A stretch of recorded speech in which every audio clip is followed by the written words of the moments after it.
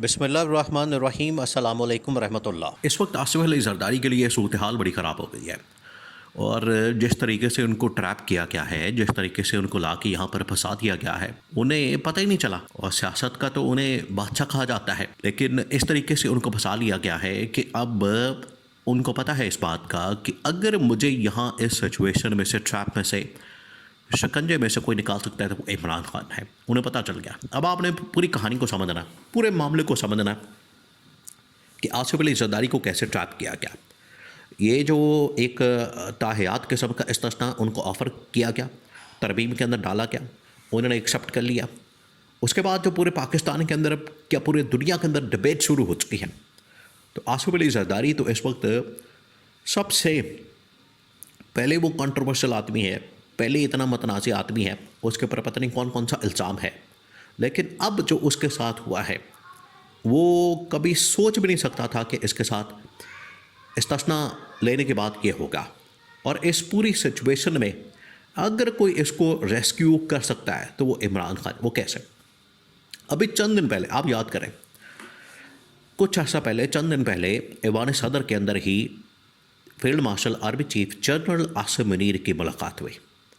अब आप देखें, जो आज इस वक्त आपको नज़र आ रहा है 27वें यानी तरमीम, पर उसके बाद फील्ड मार्शल, पर उसके बाद आईनी अदालत, और उसमें सदर के लिए इस्तिस्ना, 18वीं तरमीम को नहीं छेड़ना, ये तमाम चीज़ें। अब ये तमाम चीज़ें जो आपको नज़र आ रही है, ये उस वक्त उस मुलाकात का एजेंडा था। आपको बता दिया था, पहले ही आपको बता दिया था कि अगले 2 से 4 महीनों के अंदर जो पॉइंट्स वहाँ पर डिस्कस हो रहे हैं, अगले 2 से 4 महीनों के अंदर आपकी चीज़ें नज़र आएंगी, वो सामने आ जाएंगी, उससे आपको पता चल जाएगा, ताज़ा हो जाएगा। उस वक्त जो मुलाकात हुई थी, उनके अंदर जो एजेंडा था, पॉइंट्स जो डिस्कस किए गए थे, उसके अंदर ये army chief general Asim Munir के लिए फील्ड मार्शल का ओहदा, ना सिर्फ फील्ड मार्शल का ओहदा बल्कि इससे ऊपर एक डिफेंस फोर्स का, यानी चीफ ऑफ डिफेंस फोर्स, उसकी सरबराही और तमाम की तमाम फोर्सेस की। और फिर उसके बाद उनको भी ताहयात लाइफ टाइम ये ओहदा, और उसमें से 5 साल का ये वाली एक्सटेंशन और 5 साल की अपॉइंटमेंट 2030 तक, ये पूरी एक डील बनाई गई। अब उसके बदले आसिफ अली जरदारी को क्या मिला? देखिए, जब भी कोई डील बनाई जाती है, जब भी कोई मुकमका होता है, आपको पता है ये मुकमका के तो बाहर है। मुकमका इन लोगों ने सारी ज़िंदगी की ही मुकमका की सियासत, इसके अलावा उनको कुछ आता ही नहीं।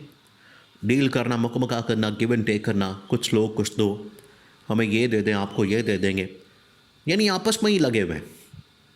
आपस में इनकी बंदर बांट होती है, आपस में ही एक दूसरे के साथ बंदर बांट करते हैं। आवाम की इन्होंने आज तक बात नहीं की, ना पब्लिक की बात की, ना लोगों की बात की, आपस में।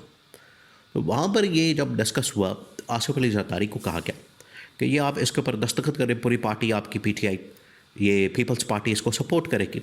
उन्होंने कहा कि ठीक है, हम सपोर्ट करने के लिए तैयार हैं, लेकिन आगे से हमें क्या मिलेगा? उन्होंने कहा कि आपको भी लाइफ टाइम इस्तिस्ना दे देते हैं, अब बताएं आपको क्या चाहिए।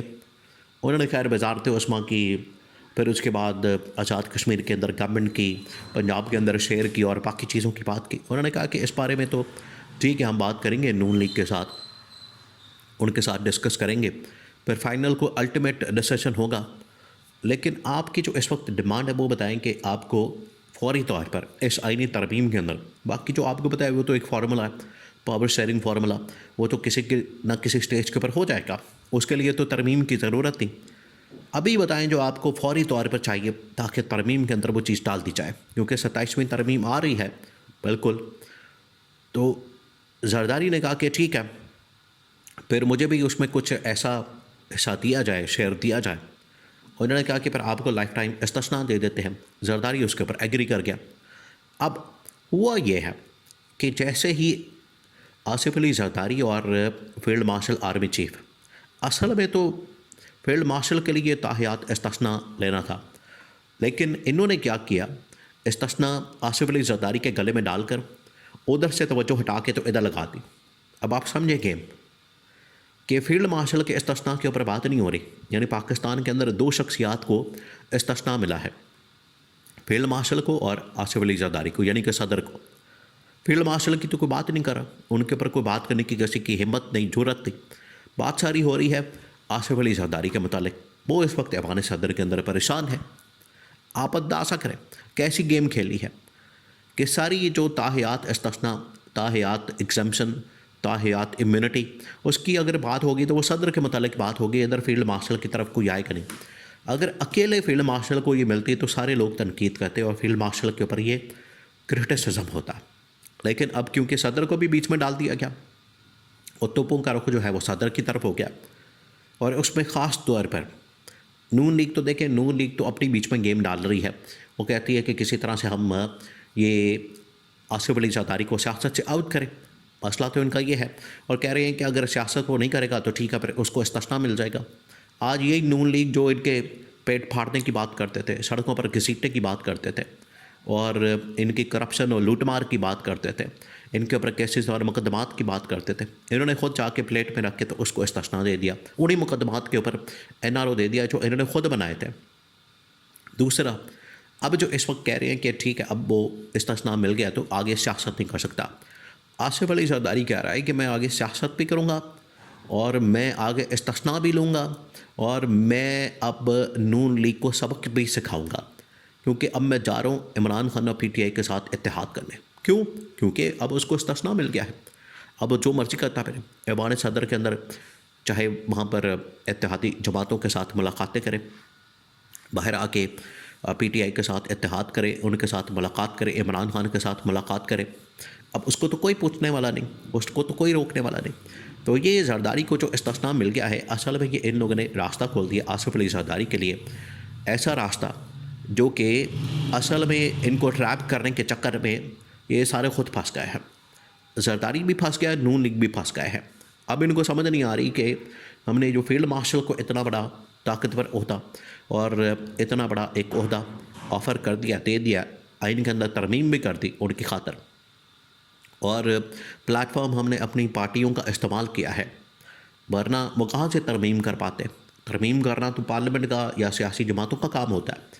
तो इनको 2/3 मेजॉरिटी दिलवाई गई, इन्होंने पकड़ के तो आईनी तरमीम उनके हक़ में कर दी। तो इसमें से जो अल्टीमेट बेनिफिट मिला है वो तो इस्टेब्लिशमेंट को मिला, इनको कुछ नहीं मिला। ये यहाँ पर रो रहे हैं बैठे, यहाँ पर हाथ मल रहे हैं, मक्खी पर मक्खी मार रहे हैं और इनको कुछ नहीं उसमें से मिलना। तो आसिफ ज़रदारी को इस बात की समझ आ गई है कि हमें ट्रैप किया गया, फंसाया गया।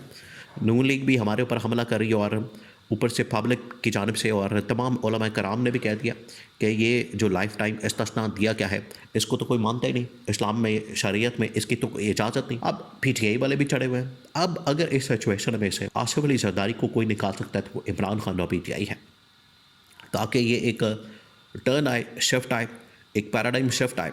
और ये जो सब कुछ हो रहा है इसमें आसिफ अली ज़रदारी को PTI वाले रेस्क्यू करें। अदरवाइज़ अब पीपल्स पार्टी और आसिफ अली ज़रदारी या तो छुट्टी होगी या फिर वो बुरी तरह से फंस गए हैं।